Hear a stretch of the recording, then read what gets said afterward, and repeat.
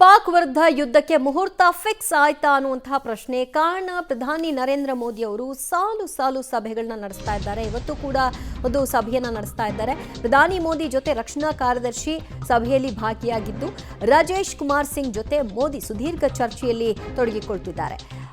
ಈಗಾಗಲೇ ಭಾರತ ಈ ನಿಟ್ಟಿನಲ್ಲಿ ಹೈ ಅಲರ್ಟ್ ಆಗಿದೆ. ಪಾಕಿಸ್ತಾನದ ವಿರುದ್ಧದ ಒಂದು ಪ್ರತೀಕಾರವನ್ನು ಹೇಗೆ ತೀರಿಸಿಕೊಳ್ಬೇಕು ಅನ್ನುವಂತಹ ನಿಟ್ಟಿನಲ್ಲಿ ಅಣಿ ಆಗ್ತಾ ಇದೆ. ಅದಕ್ಕೆ ಬಹಳಷ್ಟು ರೂಪುರೇಷೆಗಳನ್ನು ಕೂಡ ಸಿದ್ಧಪಡಿಸ್ತಾ ಇದೆ. ಹಲವು ರೀತಿಯ ಸಂದಿಗ್ಧತೆಯನ್ನು ಈಗಾಗಲೇ ಪಾಕಿಸ್ತಾನಕ್ಕೆ ತಂದಿಡುವಂತಹ ಕೆಲಸವನ್ನು ಭಾರತ ಈಗಾಗಲೇ ಮಾಡಿಯೂ ಕೂಡ ಆಗಿದೆ.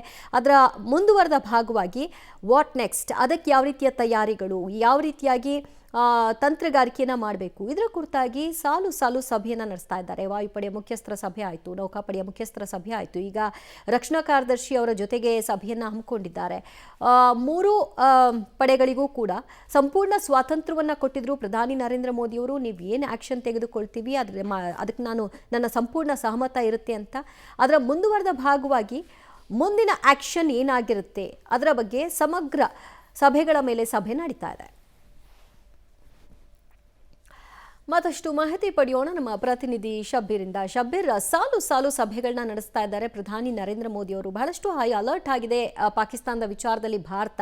ಮುಂದುವರೆದಂತೆ ಏನು, ಯಾವಾಗ ಅನ್ನುವಂತಹ ಪ್ರಶ್ನೆ ಸಹಜವಾಗಿ ನಾಗರಿಕರಲ್ಲಿ ಇದ್ದೇ ಇರುತ್ತೆ. ಆದರೆ ಈ ಸಭೆಯ ಭಾಗವಾಗಿ ಹೇಳೋದಾದ್ರೆ ಏನೆಲ್ಲ ಆಗ್ತಾ ಇದೆ?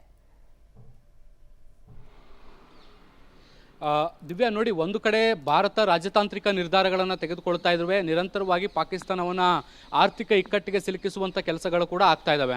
ಇದ್ರ ಜೊತೆಗೆ ದೇಶದಲ್ಲಿ ಜನರ ನಿರೀಕ್ಷೆಯೂ ಕೂಡ ಮಿಲಿಟರಿ ಕಾರ್ಯಾಚರಣೆ ಯಾವಾಗ ಅನ್ನುವಂಥ ನಿಟ್ಟಿನಲ್ಲಿ ಪ್ರಶ್ನೆಗಳು ಕೂಡ ಎದ್ದೇಳ್ತಾ ಇದ್ದಾವೆ. ನಿನ್ನೆ ಅಷ್ಟೇ ರಕ್ಷಣಾ ಸಚಿವ ರಾಜನಾಥ್ ಸಿಂಗ್ ಅವರು ಕೂಡ ಒಂದು ಹೇಳಿಕೆಯನ್ನು ಕೊಟ್ಟಿದ್ದರು. ಇಡೀ ದೇಶ ಏನನ್ನು ನಿರೀಕ್ಷೆ ಮಾಡಲಾಗ್ತಾ ಇದೆ, ಆ ನಿರೀಕ್ಷೆ ಆದಷ್ಟು ಬೇಗ ಈಡೇರುತ್ತೆ ಅನ್ನುವಂಥ ನಿಟ್ಟಿನಲ್ಲಿ ಅವರೊಂದು ಹೇಳಿಕೆಯನ್ನು ಅಥವಾ ಸುಳಿವನ್ನು ಕೊಟ್ಟಿರುವಂಥದ್ದು. ಇದ್ರ ಬೆನ್ನಲ್ಲೇ ಈಗ ಪ್ರಧಾನಿ ನರೇಂದ್ರ ಮೋದಿ ಅವರು ಕೂಡ ಸಾಲು ಸಭೆಗಳನ್ನು ನಡೆಸ್ತಾ ಇರುವಂಥದ್ದು.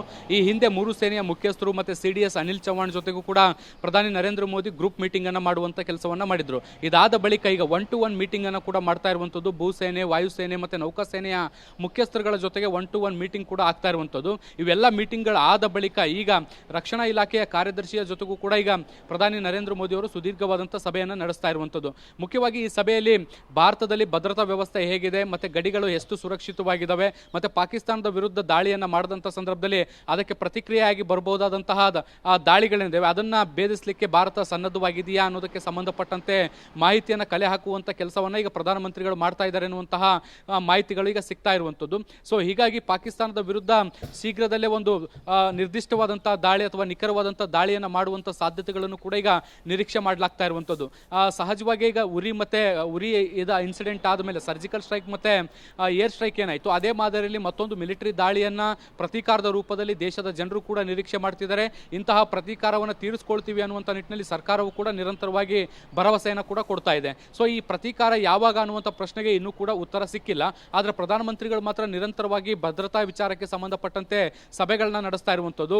ಬಹುಶಃ ಪಾಕಿಸ್ತಾನದ ವಿರುದ್ಧ ದಾಳಿ ಯಾವ ರೀತಿಯಾಗಿರಬೇಕು, ಯಾವ ಹಂತದಲ್ಲಿರಬೇಕು ಮತ್ತೆ ಹೇಗಿರಬೇಕು ಅನ್ನೋದಕ್ಕೆ ಸಂಬಂಧಪಟ್ಟಂತೆ ಮಾಹಿತಿಯನ್ನು ಕಲೆ ಹಾಕುವಂಥ ಕೆಲಸವನ್ನ ಮಾಡ್ತಿರುವಂಥ ಸಾಧ್ಯತೆಗಳಿದ್ದಾವೆ. ಈ ಎಲ್ಲಾ ಸರಣಿ ಸಭೆಗಳು ಮುಕ್ತಾಯ ಆದ ಬಳಿಕ 1 ಫೈನ್ ಡೇ ಪಾಕಿಸ್ತಾನದ ವಿರುದ್ಧ ನಿರ್ದಿಷ್ಟವಾದಂಥ ದಾಳಿ ಮಾಡುವಂಥ ಸಾಧ್ಯತೆಗಳು ಕೂಡ ಈಗ ದಟ್ಟವಾಗಿ ಕಾಣಿಸ್ತಾ ಇದೆ. ದಿವ್ಯಾ, ಓಕೆ ಶಬ್ಬೀರ್, ಸಂಪರ್ಕದಲ್ಲಿರಿ, ಇನ್ನಷ್ಟು ಮಾಹಿತಿ ನಿಮ್ಮಿಂದ ಪಡೆದುಕೊಳ್ತೀವಿ.